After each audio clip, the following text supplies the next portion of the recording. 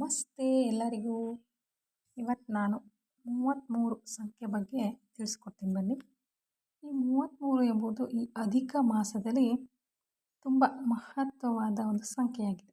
ಯಾಕಪ್ಪ ಅಂದರೆ ಈ ಅಧಿಕ ಮಾಸದಲ್ಲಿ ದೇವರ ಆರಾಧನೆ ಮಾಡ್ಕೊಳ್ಬೇಕಲ್ವಾ. ದೇವರು ಅಂದರೆ 33 ಕೋಟಿ ದೇವರುಗಳು. 33 ಕೋಟಿ ದೇವರುಗಳ ಆರಾಧನೆಯಿಂದ ಎಲ್ಲ ರೀತಿಯ ನಮಗೆ ಎಲ್ಲ ರೀತಿಯ ಕಷ್ಟ ನಷ್ಟಗಳು ದೂರವಾಗುತ್ತದೆ ಎಂದು ಹೇಳಿದ್ದಾರೆ. ನೋಡಿ, ಈ 33 ಕೋಟಿ ದೇವರು ಆಕಳಲ್ಲಿ ಇರುತ್ತದೆ ಎಂದು ಕೇಳಿದ್ದೇವಲ್ವಾ. ಅಂತಹ ಆಕಳನ್ನು ಕೂಡ ಈ ಮಾಸದಲ್ಲಿ ಪೂಜಿಸಬೇಕಾಗುತ್ತದೆ. ಗೋಮಾತೆಯಲ್ಲಿ 33 ಕೋಟಿ ದೇವರುಗಳು ಇರ್ತಾರೆ ಎಂದು ಗೊತ್ತಿದೆ ಅಲ್ವಾ. ಮತ್ತು 33 ಸಂಖ್ಯೆ ಈ ಥರ ಯಾವುದೇ ಒಂದು ಚುಕ್ಕಿ ಇಟ್ಟು ಅದ್ರ ಮೇಲೆ ಈ ಥರ ರಂಗೋಲಿ ಬರೆಯೋದಾಗಿರ್ಬೋದು. ನಮ್ಮ ದೇವರ ಮನೆಯ ಒಳಗಡೆ ಈ ಥರ 33 ಸಂಖ್ಯೆಯ ಒಂದು ರಂಗೋಲಿಯನ್ನು ಯಾವುದಾದ್ರೂ ಬರೆದು ಕೇವಲ ಒಂದೇ ದಿನ ಮಾಡಿದರೂ ಅಡ್ಡಿಲ್ಲ.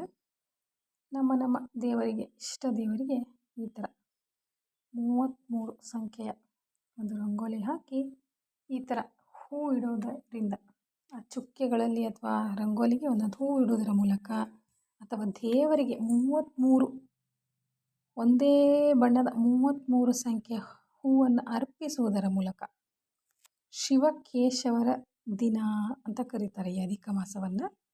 ಶಿವ ಮತ್ತು ವಿಷ್ಣುವಿನ ಯಾರಿಗಾದರೂ ನಿಮ್ಗೆ ಇಷ್ಟವಾಗಿರೋ ದೇವರನ್ನು 33 ಸಂಖ್ಯೆಯಲ್ಲಿ ಹೂವನ್ನು ಅರ್ಪಿಸೋದಾಗಿರ್ಬೋದು. 33 ಸಂಖ್ಯೆಯ ಒಂದು ಸಿಹಿ ತಿನಿಸುವನ್ನು ನೈವೇದ್ಯ ಮಾಡೋದಾಗಿರ್ಬೋದು. ಮತ್ತು ಮುಖ್ಯವಾಗಿ 33 ಸಂಖ್ಯೆಯ ತುಪ್ಪದ ದೀಪವನ್ನು ನಮ್ಮ ಮನ ದೇವರಿಗೆ ಅರ್ಪಿಸುವುದರ ಮೂಲಕ ನಾವು ದೇವರ ಆಶೀರ್ವಾದಕ್ಕೆ ಪಾತ್ರರಾಗುತ್ತೇವೆ. ಓಕೆನಾ. ನೋಡಿ, 33 ಸಂಖ್ಯೆಯ ಸಿಹಿ ಯಾವುದಾದ್ರೂ ಮಾಡ್ಕೊಬೋದು. ಈ ಕೊಬ್ಬರಿ ಮಿಠಾಯಿ ಆಗಿರ್ಬೋದು, ಹೋಳಿಗೆ, ಆ ಥರ ಉಂಡೆ, ಲಾಡುಗಳಲ್ಲಿ ತುಂಬ ವೆರೈಟಿಯ ಉಂಡೆಗಳು ಸಿಗ್ತವೆ. ಆ ಥರ ಮಾಡಿಕೊಳ್ಳೋದ್ರಿಂದ ಈ 33 ಕೋಟಿ ದೇವರ ಆಶೀರ್ವಾದ ನಮಗೆ ದೊರೆಯುತ್ತದೆ ನೋಡಿ. ಓಕೆನಾ.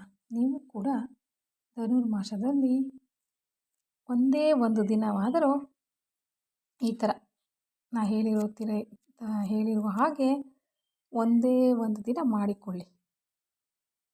ಆ ದೇವರ ಆಶೀರ್ವಾದಕ್ಕೆ ಪಾತ್ರರಾಗಿ. ಓಕೆನಾ. ಈ 33 ಸಂಖ್ಯೆಯ ಬಗ್ಗೆ ನಿಮಗೆ ಈ ವಿಡಿಯೋ ಇಷ್ಟ ಆಗಿದರೆ ಲೈಕ್ ಮಾಡಿ, ಶೇರ್ ಮಾಡಿ, ಸಬ್ಸ್ಕ್ರೈಬ್ ಆಗಿ. ಓಕೆನಾ. ಬಾಯ್.